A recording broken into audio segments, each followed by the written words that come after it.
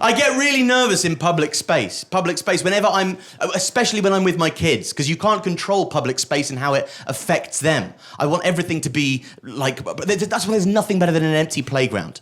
There is nothing better than an empty playground. Because you've got public space privately. You've got something for nothing. It's free. And I'm just in the playground the other day with my kids, Donnie and Margot, and then playing shop. Ice lolly, and then money, and it's just so beautiful. And you feel like you're getting something for nothing. And just then, this other dad comes in. And just, immediately rigid.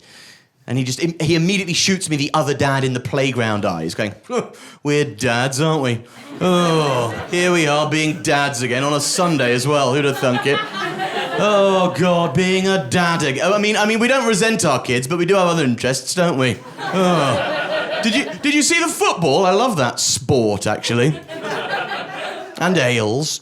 I'm staring at him thinking, you are a fuck pig.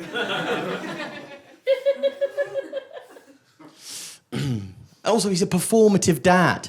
Everything about him screams being a dad. I'm a dad, actually. The thing about me is I'm actually a dad. It's a word. Words are obsessed over. It means nothing. It's actions that are important. What's the word dad to me? The word dad is just an accolade I use in bars to try and fuck people. Yes, it does.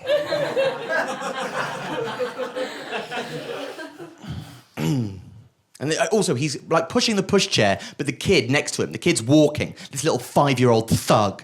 And I hate other kids in the playground as well, possibly unreasonably. Because either my kid is going to hurt his kid, and then I've got to do that like awkward parental redistribution of justice thing where I just deck my kid.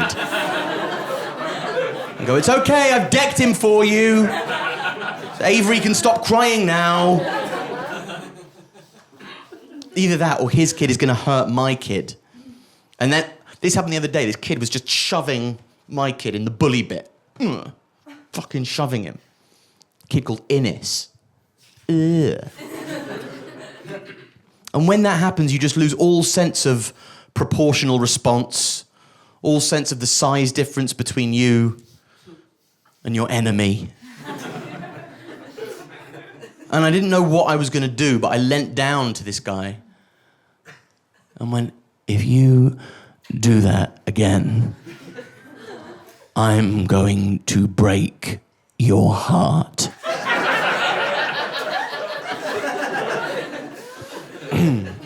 And I don't think I meant in an emotional way. I think I meant in a cardiac way I was going to do that.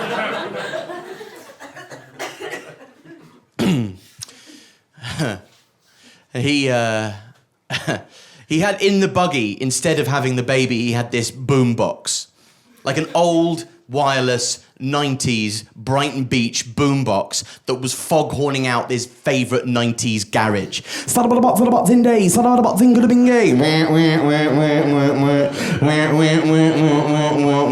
And I'm in kind of rigor mortis going, oh my God, I'm going to have to deal with this guy. Oh my God, I can't believe it. I know how to deal with that when it's on a bus. I know the cheat codes.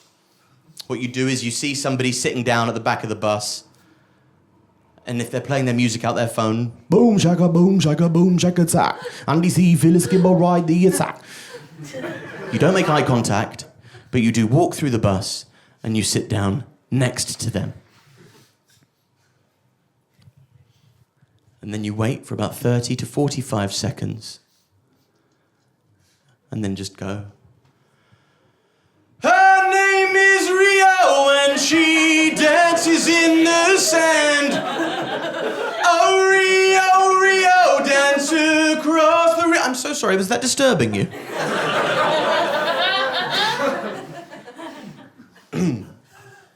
It's quite a funny bit if you ignore the absolutely massive class elements involved.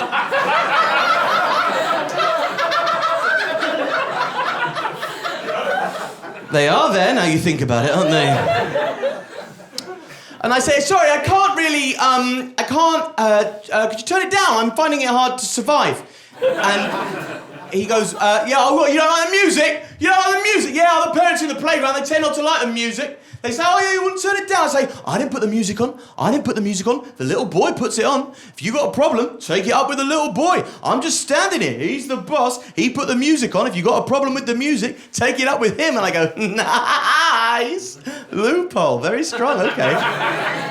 You know, my kid, he just shits himself and then does nothing about it for just hours. It's almost as if he hasn't socialised properly and needs, I don't know, parenting or something.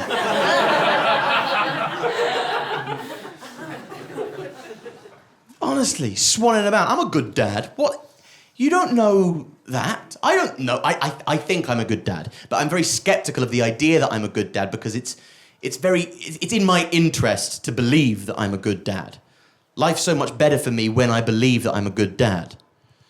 You should always be sceptical of things that it's in your interest to believe. Surely. I realised the other day I would die for my son. It's a nice moment. When you realise that you would die for your son. I was sitting down on a couch next to him. We were watching Ratatouille, so I already felt fabulous. And I just thought, oh, God, what if a gunman came in right now and just went, which one of you two? Now! Which one? One of you goes, which one? Now! I would just go, that's an easy one, sir. Me. Kill me. That's easy. Ask me a hard one, okay? I will die, obviously. I'm happy to do that. And I realised that about myself and thought, good for me. I don't think I'd die for the 1-year-old. Skin, innit? I think I would die for the 1-year-old, but I would do it a lot more grudgingly. He comes in and goes, which one of you two? Now! One of you has to go, which one now?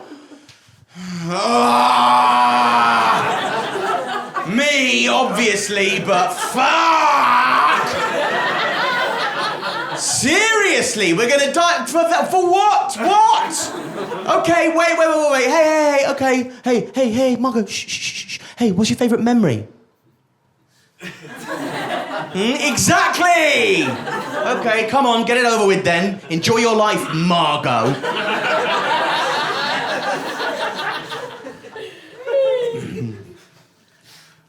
And I'm trying to make conversation with this guy in the playground. I'm so very distracted by the fact that he's wearing brothel creepers, deep blue jeans, one of those Corbyn Run DMC t-shirts, a velour red jacket with a hammer and sickle badge in the lapel from Stalin's Red Army, and a fez. And I can't talk to him at all, really, without thinking about all of these things. And eventually he goes, oh, you know, how are the nights? And as soon as somebody starts talking in those sort of borrowed expressions, meaningless shit, you don't really want to know. You just want to get through. Like, how are the nights? You ever wish that you could just bleed on command? Somebody goes, how are the nights? You just go, yeah, fine, thanks. 2 tears of blood rolling down. Good. Whenever anybody asks me how are the nights, the only way that I can sort of mentally get through it is to answer it with the soulful commitment and rigorous honesty of an 1860s Russian novelist. But as if I'm talking about my favourite biscuit.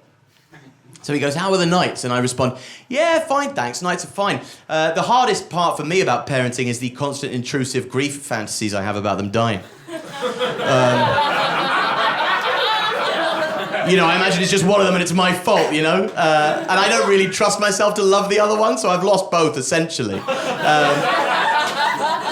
And me and the mum, we tried to get back together to try and sort of salvage some semblance of something good to come out of the situation, but we could never truly engage with each other because whenever we talk to each other, we can always see the kind of regret and devastation pooling in liquid at the bottom of each lid of our eyes. So we cease to be able to communicate, and obviously I hate myself, and that manifests itself outwardly, and I become quite abusive, emotionally, but it still counts though, doesn't it, famously?